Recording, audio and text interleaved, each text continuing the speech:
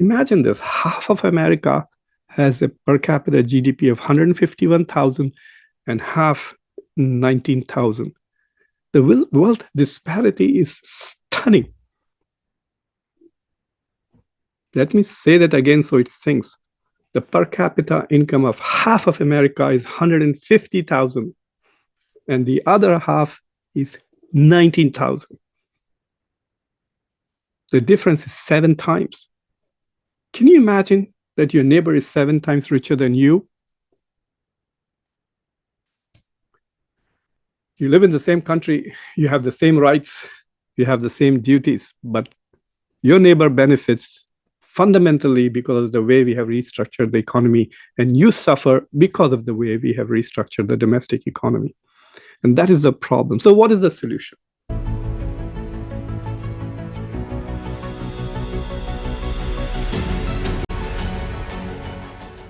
Welcome to Conversations. I'm Muqtedar Khan, and today I'm going to talk to you about some of the fundamental assumptions that President Donald Trump makes about the global economy and its impact on the United States, and they are wrong. And the problem is not with the global economy, the problem is not with globalization as it is as such, but the problem is essentially with the distribution of wealth inside America. We have made decisions in the past which have allowed people with a lot more money to pay less taxes, make more profits, and also control America's politics by being able to give more and more money to politicians. So there is a problem with domestic political management and not with international political economy. But Donald Trump thinks that America is on a decline, and it is because of the rules of international trade, which he thinks are biased against the United States and are helping others. There is no doubt that in the last 30, 40 years, globalization and the liberalization of the global economy has helped some countries emerge out of poverty. The biggest beneficiaries of that are India and China, who together, India with about 450 million and China with about 800 million people, have lifted about 1.25 billion people out of absolute poverty and brought them into a lower middle class level. But that doesn't mean that America has not really benefited. So in this short conversations, I'm going to show you some of the indicators that we use to talk about China and India and their success as a result of globalization. And then we will now look at the same indicators in connection with the US. And I will show you that the United States has not suffered as a result of globalization and the way the global economy is structured at the moment. The United States too has benefited significantly from the current global economy, just as China and India. If you listen to the narratives about India rising, what are the two things that they talk about? That India is growing at a very rapid pace at 6.5% annually, and that India is now the fourth biggest economy with a GDP of $4 trillion. So the indicators that are usually used are growth rates and GDP per capita. Nevertheless, let's look at these numbers, and then after that, I will tell you how America can potentially fix itself without destroying globalization and the global economy, as President Trump is trying to do with his tariffs. So look at this. This is the nominal GDP in trillions of dollars from 2020. So the last 6 years. So if you look at 2020, the year that we had COVID, the United States GDP was $21 trillion. China was about 14.7, and India was $2.6 trillion. This is during the COVID year. That year was bad for all economies except China, but subsequent years were bad for China because the impact of COVID was delayed on the Chinese economy, but it was massive both on Indian and US economies too. But if you look at the growth, in the last 5.5 years, the United States has gone from $21 trillion to $30 trillion. The US has added 2 Indias and 1 Saudi Arabia and 1 Turkey to its GDP in the past 5.5 years. Let me put that to you again so that it may sink in. In the last 5.5 years, the United States has gone from $21 trillion to $30 trillion. It has added two Indias, 4 trillion, 4 trillion, one Saudi Arabia, 1 trillion, and one Turkey, another $1 trillion to its GDP. Or let me put it in another way to you. The United States in the last 5.5 years have added half the European Union or half of China to its entire GDP. How is that bad? How is that bad? If the global economy and globalization were so biased against the United States, then how could the US show such tremendous GDP growth? It is now 1.5 times bigger than European Union. Just 10, 12 years ago, they were on the same level. Look at China. China's growth, yes, China has grown significantly, but it has gone from $14 trillion to $18 trillion. All China did in the last 5 years is add one India to its GDP. China's growth is just $4.5 trillion, half of the growth of the United States in absolute numbers in the last 5.5 years. Let me put it again to you. The United States has grown by $9 trillion, China by $4.5 trillion in the last 5.5 years since COVID. The US can increase more money on research. The US has more money to spend on defense. The US has more money to spend on welfare for its people than China does. So where is the loss? And India, there's a lot of talk about India is just talk. Look at India. India has just gone from $2.6 trillion to $4.19 trillion. India has added only $1.5 trillion in the last 5 years. And this is the greatest story of the past 5 years, the fastest growing economy and overtaken Britain and Japan. And so India in the last 5.5 years has just added $1.5 trillion to its economy. It has gone from 2.6 to 4.2. So if you look at broad GDP numbers, Donald Trump should have no reason to complain. Let's look at GDP per capita. In 2020, the US was at $63,000, China at $10,000, India less than $2,000. And then again, in the last 5.5 years, the US has gone from $63,000 to $89,000. It's nearly 30% growth.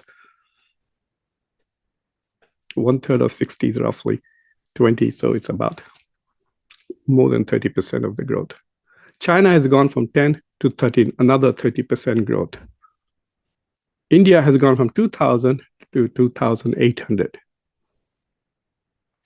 From that point of view, it's more than 40% growth rate. But if you look at the US GDP per capita, it's $89,000 US dollars. China is $13,300. The US, India is $2,800. Even if you adjust for purchasing power parity, both India and China, I think, do not exceed $20,000.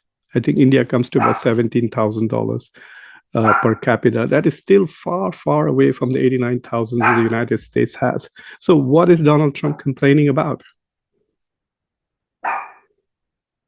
The US is a very rich country. And in spite of the so-called biases in the international system, it is very clear that the United States is gaining far more from the system than China.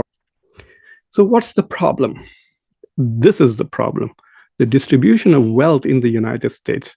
And with wealth, it's not just wealth, but the cutting of taxes, cutting of the welfare state, reducing the safety net of the poor in order to make the rich richer is the problem of the United States. So look at this chart very carefully. This is about the distribution of income in the United States. I'm not talking about wealth, I'm talking about income, which is the money that you make in 1 year. This data is for 2024.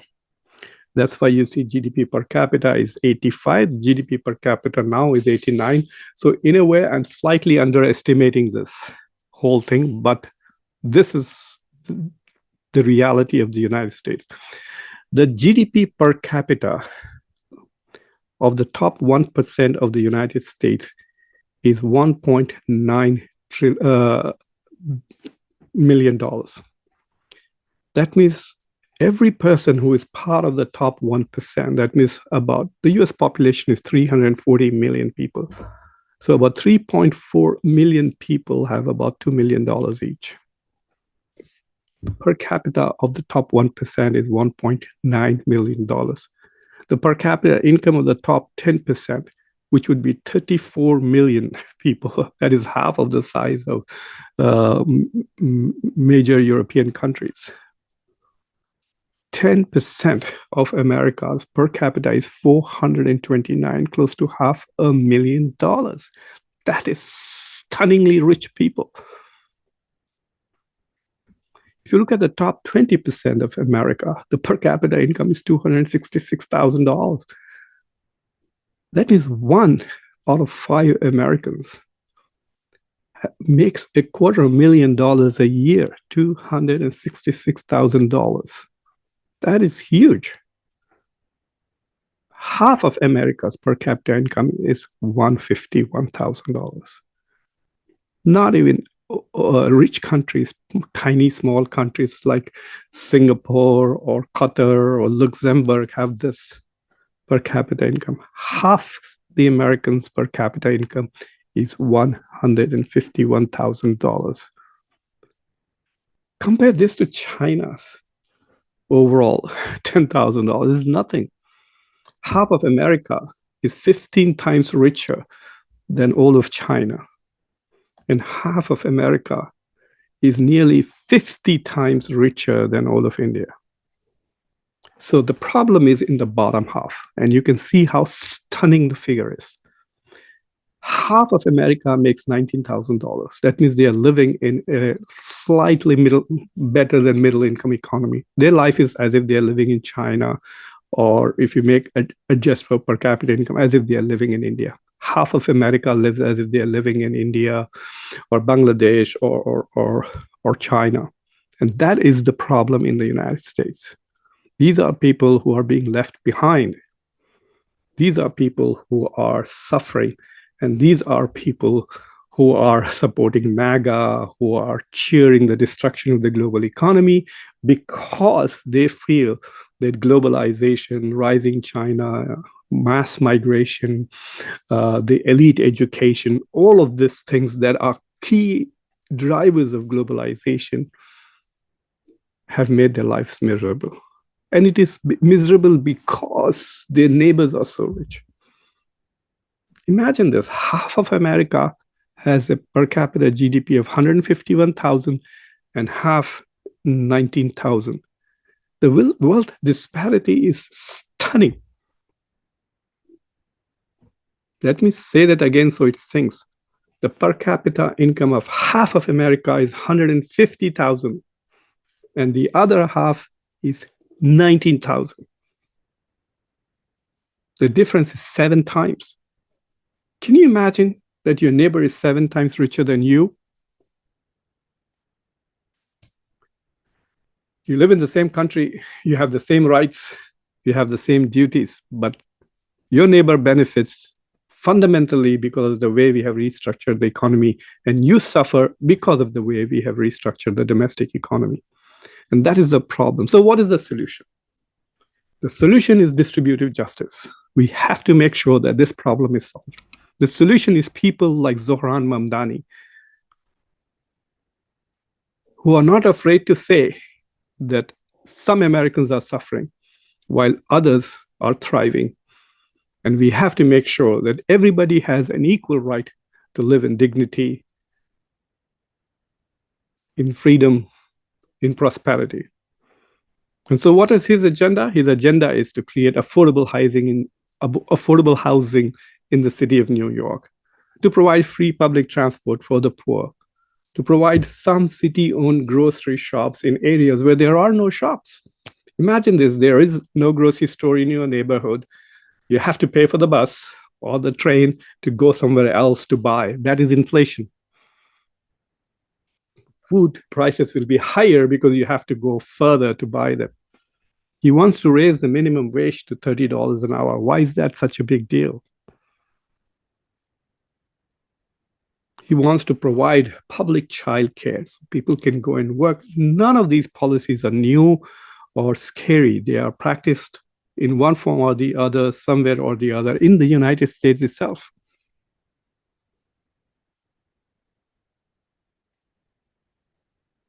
America has a problem of distribution of wealth. There is no doubt about it. This figure should shock the hell out of you that the per capita income of half of America is $151,000 and the other half is $19,000.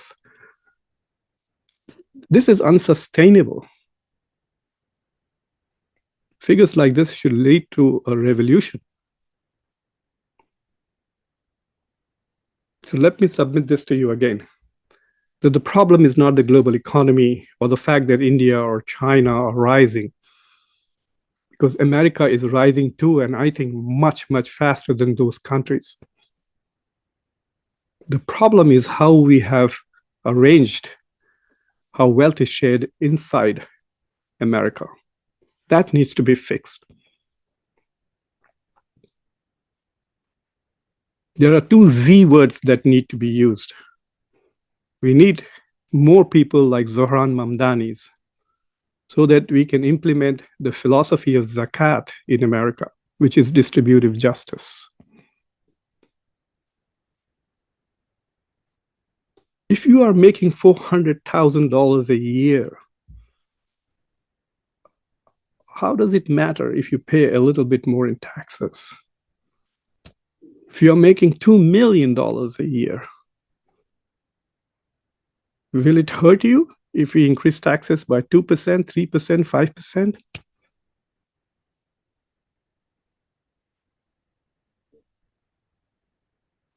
You are 7 times richer than your neighbor. Love thy neighbor. Pay a little more taxes so that everybody lives in dignity and prosperity. That's it.